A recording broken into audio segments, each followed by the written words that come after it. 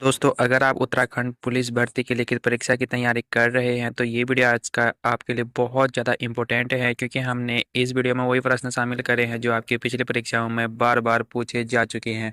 जय हिंद दोस्तों, स्वागत है आपका हमारे यूट्यूब चैनल धार्मिक क्लासेस पर। तो भारत के और उत्तराखंड के इतिहास के पिछली परीक्षाओं में बार बार पूछे जाने वाले 20 महत्वपूर्ण प्रश्न हम आज आपकी इस वीडियो में लेके आए हैं। तो वीडियो को लाइक कर दीजिए और बिना समय गवाए हुए आज का ये शानदार वीडियो स्टार्ट करते हैं।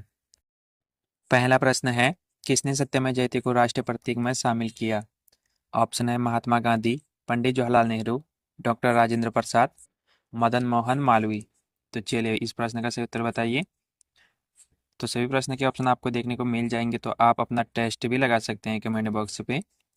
तो चलिए इस प्रश्न का सही उत्तर है मदन मोहन मालवीय। चलिए बढ़ते हैं अगले प्रश्न पे। प्रश्न संख्या 2 है, महात्मा गांधी ने असहयोग आंदोलन कब शुरू किया था? तो कब शुरू किया था? 1919 में, 1920 में, 1921 में, 1922 में। चलिए बताइए इसका सही उत्तर। तो इसका सही उत्तर है ऑप्शन बी, 1920 में शुरू किया था। चलिए बढ़ते हैं अगले प्रश्न पे।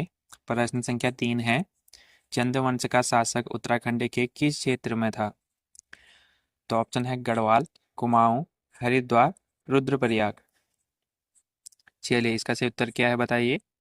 तो इसका सही उत्तर है ऑप्शन बी, कुमाऊं। चलिए बढ़ते हैं अगले प्रश्न पे। प्रश्न संख्या 4 है, प्लासी का युद्ध किसके बीच हुआ? ऑप्शन है मुगल और मराठा, अंग्रेज और बंगाल के नवाब, अंग्रेज और फ्रांसीसी, मराठा और सिख। तो प्लासी का युद्ध किसके बीच हुआ? तो इसका सही उत्तर है ऑप्शन बी, अंग्रेज और बंगाल के नवाब। चलिए बढ़ते हैं अगले प्रश्न पे। प्रश्न संख्या 5 है, उत्तराखंड में चिपको आंदोलन का नेतृत्व किसने किया? चलिए इंपॉर्टेंट क्वेश्चन है। ऑप्शन है सुंदरलाल बहुगुणा, महात्मा गांधी, अमृता देवी, विनोबा भावे। चलिए इसका सही उत्तर बताइए। तो इसका सही उत्तर है ऑप्शन ए, सुंदरलाल बहुगुणा। तो चिपको आंदोलन 1973 से शुरू हुआ था उत्तराखंड में। तो इसको राष्ट्रीय और अंतर्राष्ट्रीय पहचान जो है सुंदरलाल बहुगुणा ने दिया था। तो चलिए बढ़ते हैं अगले प्रश्न पे।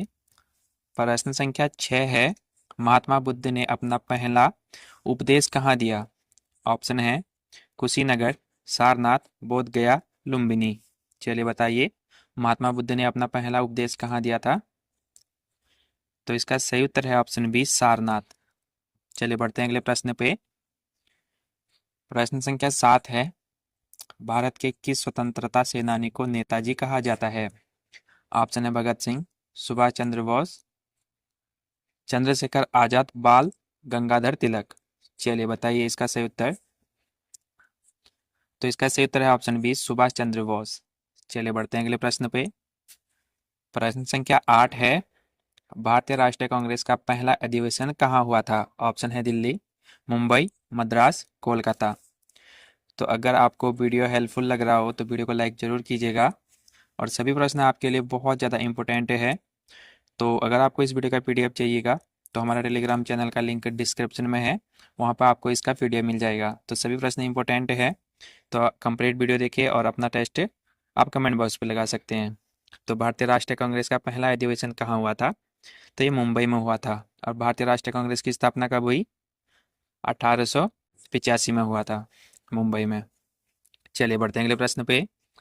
प्रश्न संख्या 9 है, गढ़वाल का लोहा किला किसे कहा जाता है? ऑप्शन है कालसी किला, चांदपुर गढ़ी, अल्मोड़ा किला, देहरादून किला। तो चलिए बताइए इसका सही उत्तर। तो इसका सही उत्तर है चांदपुर गढ़ी। चलिए बढ़ते हैं अगले प्रश्न पे। प्रश्न संख्या 10 है, कुमाऊं की राजधानी पहले कहाँ थी? तो कुमाऊं की राजधानी पहले कहाँ थी? ऑप्शन है नैनीताल, पिथौरागढ़, अल्मोड़ा, चंपावत। तो चलिए इसका सही उत्तर क्या होगा? तो इसका सही उत्तर है ऑप्शन डी, चंपावत। चलिए बढ़ते हैं अगले प्रश्न पे। प्रश्न संख्या 11 है, टिहरी रियासत के अंतिम राजा कौन थे? ऑप्शन है नरेंद्र शाह, मानवेंद्र शाह, प्रताप शाह, सुदर्शन शाह। तो चलिए इसका सही उत्तर बताइए, टिहरी रियासत के अंतिम राजा कौन थे? तो इसका सही उत्तर है मानवेंद्र शाह। चलिए बढ़ते हैं अगले प्रश्न पे। प्रश्न संख्या 12 है, महात्मा गांधी ने दांडी मार्च कब शुरू किया था? ऑप्शन है 1930, 1935, 1925, 1942। तो चलिए इसका सही उत्तर क्या होगा? तो इसका सही उत्तर है ऑप्शन ए 1930। 1942 में भारत छोड़ो आंदोलन शुरू किया था और 1930 में दांडी मार्च। चलिए बढ़ते हैं अगले प्रश्न पे। प्रश्न संख्या 13 है, रौतेला नृत्य उत्तराखंड के किस समुदाय से संबंधित है? ऑप्शन है भोटिया, राजपूत, गुज्जर, गढ़वाली। चलिए इसका सही उत्तर बताइए। तो रौतेला नृत्य भोटिया से संबंधित है, तो इसका सही उत्तर है ऑप्शन ए भोटिया। चलिए बढ़ते हैं अगले प्रश्न पे। प्रश्न संख्या 14 है, किस मुगल बादशाह ने ताजमहल का निर्माण कराया? चलिए आसान प्रश्न है और इम्पोर्टेंट है, तो बताइए इसका सही उत्तर। अकबर, जहांगीर, शाहजहां, औरंगजेब। तो इसका सही उत्तर है ऑप्शन सी शाहजहां। चलिए बढ़ते हैं अगले प्रश्न पे। प्रश्न संख्या 15 है, उत्तराखंड राज्य का गठन कब हुआ?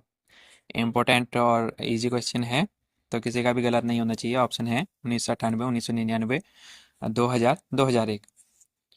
तो इसका सही उत्तर है ऑप्शन सी 2000। 9 नवंबर 2000 में जो है उत्तराखंड राज्य का गठन हुआ था, ये आपको ध्यान में रखना है। चलिए बढ़ते हैं अगले प्रश्न पे।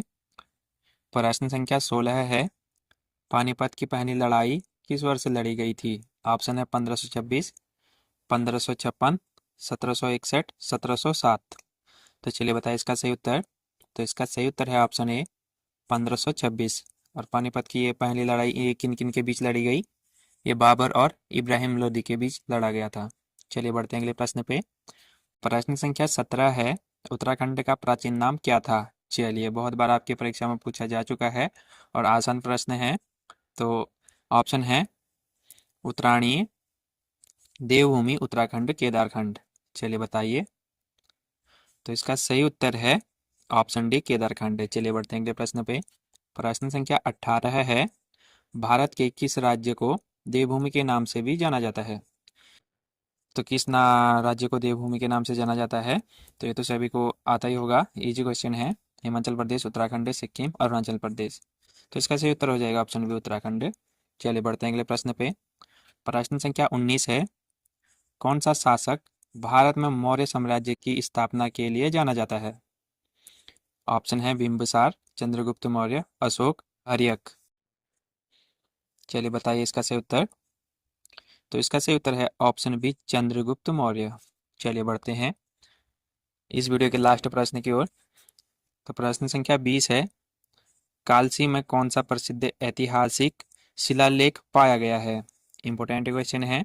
ऑप्शन है अशोक का शिलालेख, गुप्त कालीन का शिलालेख, मुगल कालीन शिलालेख, चोल शिलालेख।